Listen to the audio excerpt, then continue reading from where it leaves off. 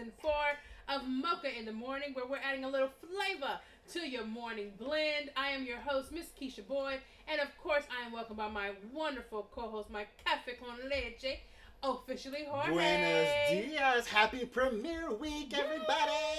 We're so excited to be back for season 4. In the studio. Yes. 6 feet apart. Oh, I can reach.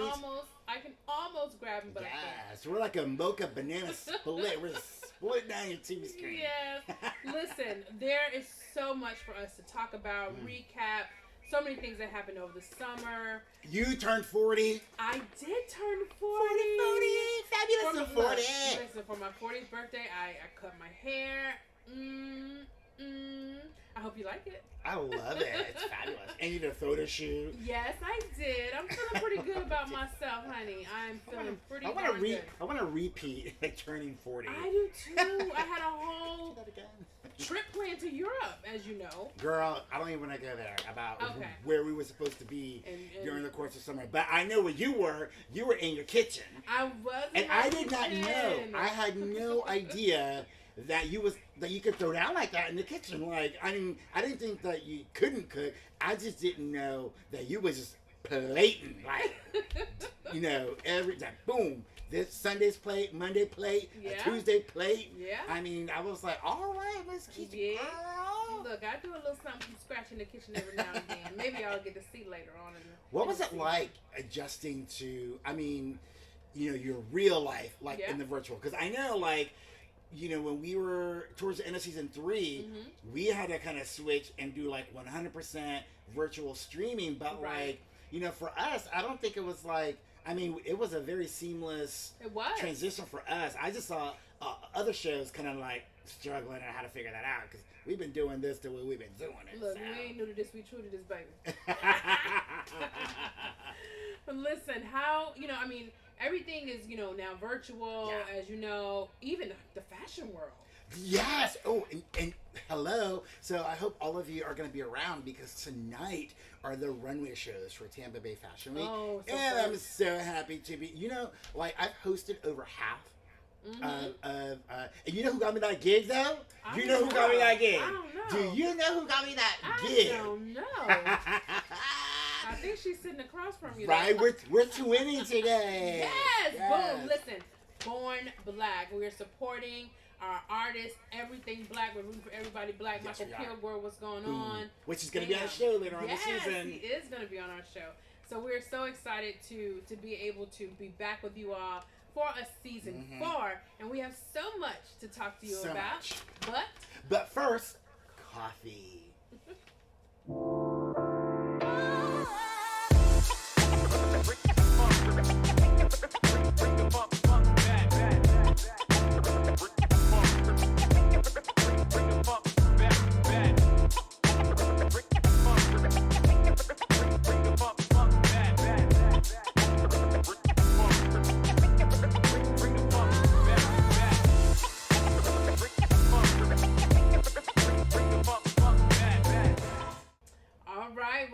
Once again to Mocha in the Morning, where we're adding a little flavor to your morning blend. Once again, I'm your host, Miss Keisha Boyd, and I'm joined by officially Jorge. Buenos dias. Yes, and we are ready to give you a little steamers for the morning. What you got for us? Oh my gosh, I have a bunch. I need to take a sip. Okay, take a sip, honey. Because I got them for you. Okay. I know you do. So, this was bubbling up in the steamers. Vanessa Bryant responds to her mom's Beyond Hurtful interview about their relationship. Okay. Vanessa Bryant, the late Kobe Bryant's wife, looks like her and her mother are not seeing eye to eye. Yeah. And my mother did this interview. Just go to people.com and all that tea is all there, which is sad. It is sad. For that to be like happening. I mean, with so much loss. Exactly. I don't know, but I don't know if that's going to go anywhere, but I know a lot of people are talking about innocent people, so I just thought, hey, when did this come from? Right. I could understand if it was on the other side, like with the mother-in-law. This is weird. Yeah. Anyways, so Nene Leakes, she was on Wendy. She has been making the virtual talk show circuit. We're trying to get her on our show, but she is piecing out Real Housewives of Atlanta, and I don't know. I kind of feel like she's done this before already, you know, and I don't know if it's like a PR thing or like a stunt. Well, what is she going to do? I guess keep selling her clothes and her heels and, you know, just doing her thing. But, I mean, I know come on, she's one of the biggest stars. She is, and you know, I think that if she does leave, I'm cool with that because you leave on the up note. You know, they're not firing her. She's leaving on her own. She has other ventures, and maybe this has run out for her. Oh, and I will say one thing too. Like during this like premiere week of all these television shows that are coming out that have come out so far, including us, like has the wig like game gone up some notches because Wendy came out with some fierce strong wig. Like everyone's, I mean, like, you know, I got some inches. They had number time to work on the wig, so it's all good. Speaking of daytime shows, okay, so Ellen finally comes out, and well, not in the way that you. Well, yeah, I mean, she came out a while back, but to address all the drama that was happening with all the allegations over the summer. So it was kind of like an apology, it was weird. And then she had Tiffany Haddish as like our first guest, and it almost seems like she was bringing on like, you know, some power hitters to like cheer her on and be like, Ellen, you did everything for us, you're amazing. But I don't. It's not genuine. And for me, she looked kind of sad. Like, and maybe she is. I mean, at the end of the day, there may be some unresolved issues that she still hasn't resolved. Some are saying that she didn't take full ownership of the things that were happening on set and behind the scenes. So I think that people are still waiting for her to kind of figure that part out and for her to take full ownership. So we'll see what happens. Yeah, instead of her focusing on just being kind, I think she should focus on just being her true self. Yeah. And let them all just kind of, you know, play out. But I don't know. We'll see what happens. We shall see. Oh, check this out. So Rolling Stone. Honey, I am rolling my eyes, okay? Rolling Stone has named The Miseducation of Lauryn Hill as the #1 top best in the whole wide world hip hop album of all time. I want to know. I'm gonna let that simmer or let you steam. I don't know. Yeah. I love that album though. Oh, it is one of the best albums I've ever purchased. But I'm not going to say it's the best rap album of all time. I mean, what are they basing this on? I don't know, but who's on the committee? I want to know. I want to know how many people of color and black are on this committee who voted. Okay. and then we'll see. Listen. Who the #1 album really was. Listen. And of course. Speaking of like rooting and #1s, let's talk about the Emmys and how oh my goodness, the list of winners. I mean, the stage was like melanated for the gods. Yes. Here's like a list. Go to essence.com. Maya Rudolph wins Outstanding Guest Actress. Eddie Murphy. Dave Chappelle wins for Outstanding Writing for Variety Special. RuPaul won again, Snatching Wigs. Listen. Michael Jordan. Regina King, Outstanding Lead Actress. Listen, the Watchmen came and got their awards, the medal on Emmys night. And Tyler Perry, the Governor's Award? Yeah. He's a billionaire now. Yes, Zendaya, so I mean, like, the list goes on and on. So congratulations to all those Emmy winners. That's a lot of steamers. So, yeah. So those are our steamers. Stay tuned. We'll be right back with our Mocha Marbles and Piping Hot topics. Piping hot. It's been a hot minute. Yes, it has. Hey you guys, it's your girl, it's Elizabeth Carter Designs. I'm letting you know that Fashion Week is here.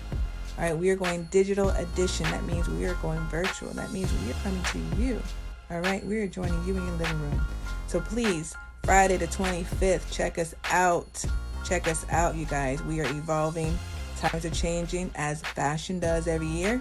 So please join us Friday the 25th, digital edition, Tampa Bay Fashion Week. Bye, y'all. Mocha in the Morning is brought to you in part by the Portico Cafe, where conversation, connection, and community create change.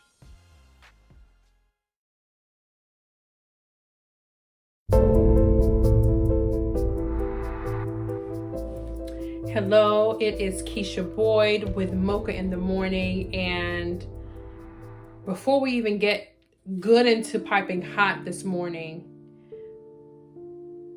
I had to reflect on the life of Breonna Taylor and the fact that a grand jury decided that her life didn't matter enough to truly give her justice, her family justice, our culture, some justice. It's unfortunate, but I'm not surprised, unfortunately, that this verdict came back, and all three of these officers are free. They gave a frivolous charge to one of the officers with a $15,000 bail, which means he's probably at home right now, enjoying his weekday shows. There are not a lot of words to say. I'm wearing a man born black, or a born black shirt today, and I'm proud to be black. Wouldn't trade it for the world. This is another, devastating blow to our culture, to the movement. But like the lion you see behind me, we will continue to rise up, and our strength, our power is showing, will continue to be what will lead us. We are resilient people, and we've endured quite a bit since being in this country, since being on this earth, and we will get through this. We send our condolences, we send our prayers and our thoughts to her family. And this is another example of why we must vote, why we must get involved in our communities and our local elections and be involved in policy. We have to take our seats or create our own tables to make a difference in our communities. So from Mocha in the Morning and all of our Mocha Marvels, we just wanted to speak on the life of Breonna Taylor and the unfortunate situation there in Louisville. Stay tuned for more Piping Hot coming up.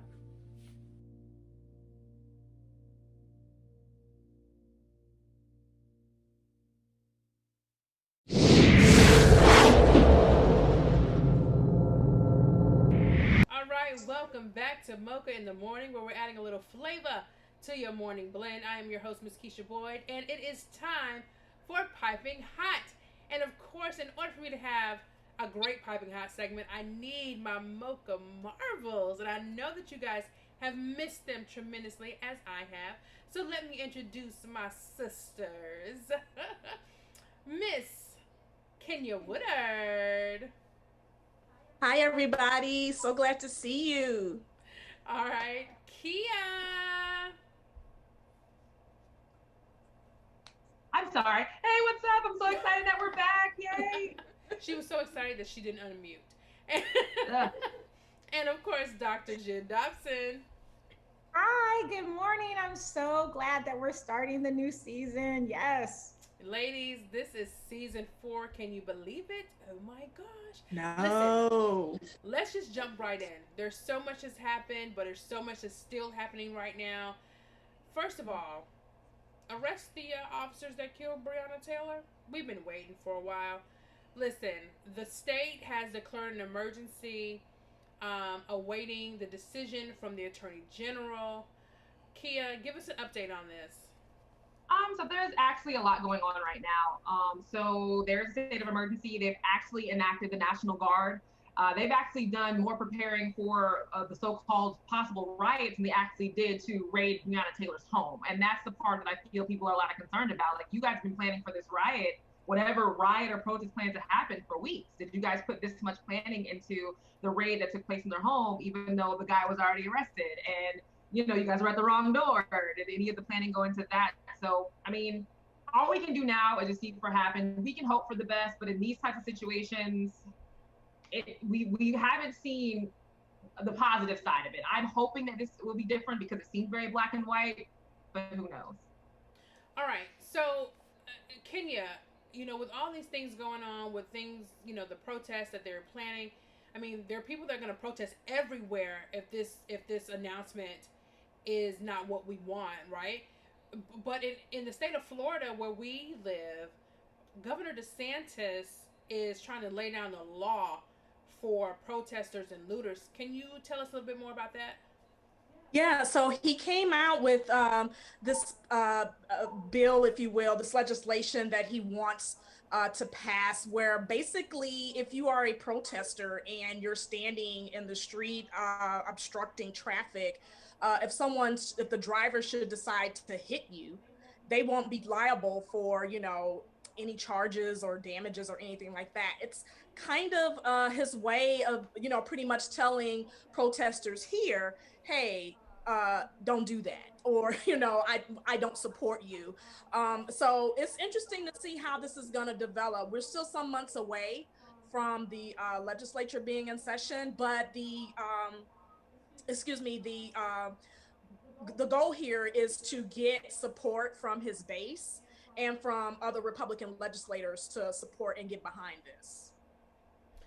And I saw something about a third degree felony that people will be charged with. It's just a little bit of ridiculous, in my opinion. But we won't waste too much time talking about Florida's governor. Bloomberg, however, has been saying that he's going to donate millions of dollars, okay, to the state of Florida to allow convicted felons who still have fines to vote in this election. Jen, like, what would that do for the state and the election coming up? Well, I mean, it makes a big difference. I mean, the thing is that unfortunately, we know that there is a disproportionate number of Black and brown skinned people that have felonies or have been imprisoned for one reason or another. And the expectation is that a large majority of those people would end up voting potentially for Biden and vote for Democratic parties. So if we actually start to see more of these people being able to vote, I think we'll see a big shift in, who gets voted in these elections. So it could be a really big thing. Yeah, and it's definitely something that needs to happen, and I really, really hope that people take advantage of the restoration, like coalition and all these other organizations that are trying to help lift that burden so that we can have these convicted felons' rights restored. Now, speaking of the election, let's talk about the notorious RBG. Okay, we lost a great woman a couple of weeks ago, and I mean, just the things that she's done for this country and for women specifically, and we're talking about Ruth Bader Ginsburg, by the way, are just astronomical. Kia, talk to us about the loss we suffered with losing RBG and what's ahead and at stake during this election season with it. I mean, RIP to the GOAT. Ruth Bader Ginsburg was an icon, and I don't know if a lot of you all remember this, but a lot of people didn't know who she was, and then she had a resurgence. I want to say, was it maybe 6 or 7 years ago, where it's like, oh, she's so frail, and she showed herself in the gym and her morning routine, and she really showed people that you can have a changing career or a life all the way up to your last day. And she's fought for women, she's fought for families. It's been amazing, and what's so sad about that, we can't even really mourn her death, because now the next step is trying to fill her seat. That's the new argument going on in Congress, in the Senate, and we are going to end up having a majority conservative Supreme Court, which is good in some ways and bad in some ways. I mean, I never think that it should be a 7-3 vote in the Supreme Court. That no one should ever have that much of a majority. So I'm a little concerned about that, even as a Republican, because you want it to be fair to everybody. Right. But I also wish we had enough time to actually just mourn Ruth Bader Ginsburg's death. Yeah, I mean, and Kenya, did he forget that when it was Obama's term, he said, we should wait till the election? Did he forget that he said that? Nah, of course he didn't forget. But I mean, this is a president rather, and this is an administration that, does whatever it wants. So this expectation that they were gonna, hold back and wait until after the election to start talking about a replacement for Ruth Bader Ginsburg is just, that's hooey. I think anybody who's been paying attention knows that he was going to move as fast as he possibly could, especially with the Republican at the head of with the Republican-led Senate. He was going to move very fast to find someone to, replace Justice Ginsburg, and that's exactly what's happened.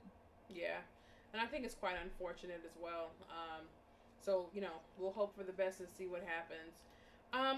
Now, obviously the election is stemming around quite a few things, especially the continuous impact of the pandemic, COVID-19, and there's so many things happening around COVID-19. One that I can definitely attest to is school, right? We're separate, but equal, right? So to say. Schools are sending kids, schools can go, kids can go back to school, or they can be virtual, or they can do a little bit of both. I have a 4-year-old in pre-K, and I've opted not to send him to school just because I have the luxury to work from home. That is not the case for everyone who does need to send their kids to school. And I know, Kia, your mom as well. So talk to me about your experience with your son. So a lot of you guys may have heard that I talked about my son on the show. He is special needs. So, I mean, he's definitely high functioning. He's awesome, but he has special needs. And me and my husband went back and forth about him going back to school, but we had to make a decision about his education. And we decided to send him back to school. And at first, his school, the original school he was at, which we really weren't a fan of, only had 3 kids in his class. So we were comfortable. But then we decided to send him to the much better school that was more equipped. And now there became more kids in this class, which is about 10. Now parents in Orange County, I think Hillsborough County, and one other county, today was a decision to make to send your child back to physical school. In Orange County alone, 953 students want to go back to physical school because they don't like the online learning system. Special needs parents like myself had to send their kids to school. The online program was not set up for special needs kids. It was not. And as no fault of their own, they try to do a one-size-fits-all for this. And that's not how education works at the elementary level, middle school, high school, or college level. I mean, we're all college graduates. We all learn differently. So why would we think that kids would be any different? Absolutely. And Kenya, one thing the producer just pointed out, which I thought was surprising actually, was that wealthy parents are more likely to send their kids back to school. Why do you think that is? I think because in a lot of ways, they, excuse me, are, they have those other supportive resources around them to help them, with returning their children back to school. And then also there is the whole notion that, there are going to be, fewer kids in the classroom, less chance of, kids getting sick, what have you. I think the one thing that this whole situation has revealed is that there is a huge tech gap. And so what you're seeing happening is that even though parents who can choose to keep their kids at home, a lot of them are realizing that it's not the best thing because they're using internet by hotspot, or they don't have the bandwidth necessary to do everything, work from home and have kids go to school online. It's getting to be really tough. So it's really critical to say something. Imagine if you are a parent and you're, a parent of color or a poor parent, and you have 4 or 5 children. No parent who has 4 or 5 children has 4 or 5 separate computers or laptops or devices. It's kids literally sharing, which is kind of sad. And another thing about the wealthy parents, me and my friends were talking, quick story, this happened last week, and then we heard a group of moms saying they were sending their kids back to school just because they needed their me time. These were wealthy women. We saw the car they got up. They just wanted their me time back. That's what they were sending their kids back to school. And I was like, dude, there are people really who can't just have their me time. They're just trying to go to work. Yeah. And black and brown parents are afraid because they can't afford the health care. They can't afford for their kids to be infected. And Jen, I know that you can talk to us about how COVID-19 is affecting women of color, specifically raising children. Yeah. I mean, the numbers are staggering. I mean, we already know that there's an inequality with the pay that women get versus men. I think everybody's pretty much aware of that. We also know that Black women are making less money than all the other groups, so we're aware of that. But now the key here is that we're seeing that Black women specifically are losing their jobs, and because of the fact that we already have a wealth gap for Black women, even just coming out of that, even if they got their jobs back, the long-term effects that that has will go on for not just this generation, but can actually go into the following as well. Forecasts are saying that 232 million women will be in poverty by 2030. Because of the pandemic? Was that because of the pandemic? Because of the pandemic. So obviously, we already know that there was already an issue with women in poverty already. But now we're seeing that because of the pandemic and the loss of income and the long-term effects, we're seeing that less people are graduating college because they have to go back into the workforce. They have to help their parents. They have to help their kids. They need that additional income. They had loss in wages. All of this will have a long-term effect. They're going to end up earning less over the life of their lifetime because of the pandemic. So it has a huge impact. NAACP also talks about how Black students have the highest number of reduced or free lunches, and that affects them because now their ability to get meals that they need is impacted. So we're seeing these huge gaps in the Black and brown communities with regards to just things that are taken for granted by upper and middle class people. Food, just being able to eat on a daily basis. Right. And also one thing that I think is really important to note as well, that's really important for women, is that because of this crisis, we're seeing much larger numbers of abused women. Yes. Wow. Larger numbers of women who are sexually exploited. Those things are really, really important to understand because Black women are going to go through all of these issues due to COVID and due to loss of income. Can I ask Jen one question? I know we have to move on. I said one question because I saw this in the article. They're saying how the middle class is now being revealed as the highest debt holders, and now that debt, like the roosters are coming home, and those people can't handle their debt. I read an article where one couple had $1,000 a month due on their credit card bill, and trying to figure out how to pay it. Like, how do these middle class people have all this debt and it's been hidden until now? Like, it seems weird. You're not middle class if you have that much debt. I guess that's just my opinion. That doesn't surprise me at all, but I see it on a regular basis. So, a lot of times middle class is trying to keep up with the Joneses, right? So you got two cars, TV in every room. You try to buy a nice house. You want to be in a nice community. You want your kids to go to a good school. You want all of these things, and your income is just barely keeping up. So the minute one parent loses their income, guess what? Yes, instantly. I mean, stats say that the majority of Americans are one paycheck away from poverty. One paycheck. So imagine what COVID has done to the middle class people. So yeah, absolutely. Wow, that is a lot of great content. My goodness. And I mean, I just lift those who are struggling in various ways, not just financially, mentally, physically, through this. We just have to keep them lifted and check on people. Check on your people. Check on your people. I mean, you never know what people are going through. Hey, Keisha, and I'm sorry I'm the person with all the questions because I missed you guys so much. Never get to ask you stuff. But what would help you send your son back to school? Like, what are you waiting on a vaccine? Are you wanting the class size to be smaller? What are you? You know what? Honestly, the class size is small enough. It's only 5 kids in his classroom. I'm just not willing to take the risk. I'm just not. Just not. I'm just not comfortable. That's all. All right, so let's move on and wrap this up. In the wake of COVID and quarantine, our entertainers and athletes have stepped up, y'all. Like, we have seen at the beginning of the NBA season how the Milwaukee Bucks set off a trend and boycotted the playoffs. You see them with their jerseys with Black Lives Matter and equality and all that stuff on their jerseys. Can you talk to us about that and the things that are happening with Naomi Osaka and what she represented, during the U.S. Open, all that good stuff?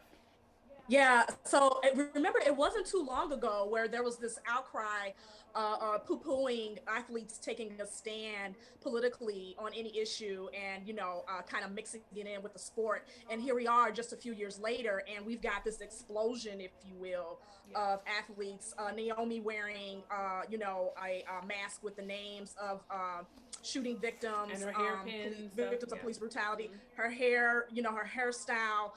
The NBA putting Black Lives Matters on the flooring of the basketball courts. I mean, and the shirts.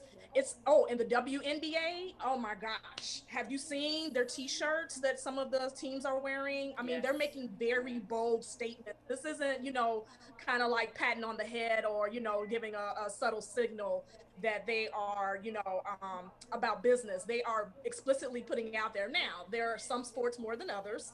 The NFL, I'm not sure exactly what they were thinking, with the Black anthem. I mean, great and everything, but I don't recall anybody really particularly asking for that specifically, but okay, whatever. But remember, this is the sport that, just a couple of years ago, a lot of the teams were putting in these policies that, footballers couldn't kneel and, do anything. And now you have it where, they're actually making some effort. So I guess whatever, but it's been really refreshing to see a lot of athletes be front and center on these issues. And there's a thing too about being, performative versus impactful, right? Right. With these Right. with these antics. So, Kia, do you think that it's making an impact? Do you think that it's hitting them where it hurts, mostly in the pockets? No. No. Sorry, I need to expand on that, but I don't feel like it's not hitting. It's not hitting the right people in their pockets. This would be more effective, and I hate to say this, if this wasn't happening during a pandemic where there's a crowd full of people, where we've got athletes being able to travel and do their regular commercials and their Gatorade this and this and that, it would have a bigger impact. Nobody is watching the NBA. Their numbers are so far down, it is hurting everybody. And I get it, the NBA is using this as, they're really going hard in the paint, but I feel like they're going hard in the paint because they can. Do they want to get booed by their fans while they're up there and have all these people upset with them and this brand and that brand? They don't have to worry about that. They're literally in a bubble. They're literally in the bubble. It's them and TNT. So is this being effective? Not really. Does anybody care? I don't. I think Naomi Osaka is doing a much better job of making an impact than they are. Sorry. What about you, Jen? What are your thoughts? Yeah, I agree. It's just it's not enough of an impact. Exactly what Kia said. If it was big crowds and people there and everybody could see it, but there's so much going on social media right now. There's so many places that we're turning to that, yeah, people hear about it, but it's not like a big buzz. And it's like, oh, okay, it's just not going to make enough of a difference. If they continue it next year and the year after, that's a whole different ballgame. But right now, it's just, yeah. That's what I believe too. We'll see how it continues. And then we'll see if they are putting their money where their mouth is and truly believe in what they're saying. Exactly. All right, ladies, that is it for Piping Hot. Thank you so much for joining us once again. We certainly appreciate your input, your expertise, and your beautiful, beautiful faces, of course. We'll have more Mocha in the Morning when we return. Stay right there. Bye. Bye. Bye.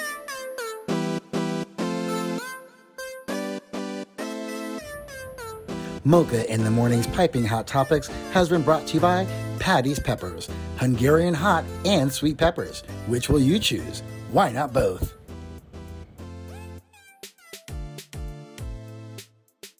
We would like to welcome one of our new partners to the show, Patty's Peppers, Hungarian hot and sweet peppers. And they come in this zesty garlic and sweet heat. And just because you are a Mocha Marvel, you can get them for 50% off. Just use the promo code MOCHA. That's right. Welcome. So Keisha, which ones are you gonna get? I'll take the sweet. Well, why get one when you can get both? That's right.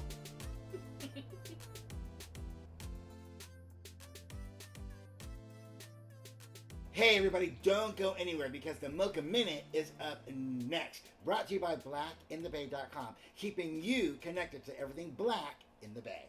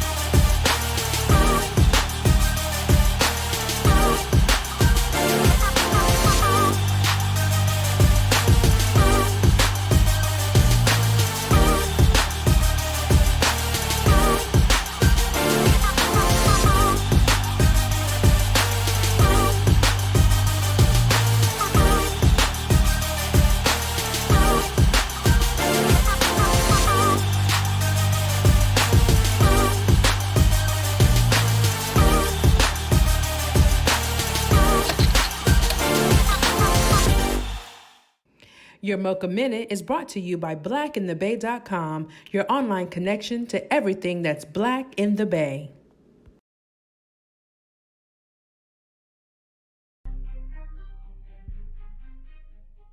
Hey everyone, check out this Mocha moment.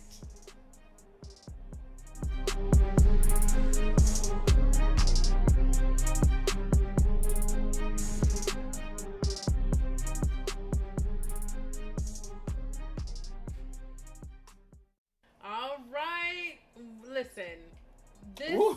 first episode, okay, of Mocha in the Morning was jam-packed. Once again, this is the first episode of season 4. We had an absolute ball this Friday morning, and we thank you so much for supporting us, for tuning in. But most importantly, we want more Mocha Marvel. Yes. So that means you must share, tell a friend, host a watch party, all that good stuff. Or hey, tell them where they can find us. You can find us on every social media platform. Just make sure you look for @Mocha Morning Show. And I'll see everybody tonight at the Big Fashion Week. Yes, come dressed to impress, okay? Somebody might Virtually. Virtually, but that's okay. Yeah. We have nowhere to go. Dress up anyway and just come to the fashion show and watch Jorge do his thing, all right? So much more to come for this season. We appreciate you. Mwah. Have a wonderful, wonderful weekend. And we'll see you next week on Mocha in the Morning, where we're adding a little flavor to your morning blend. Casket or casket.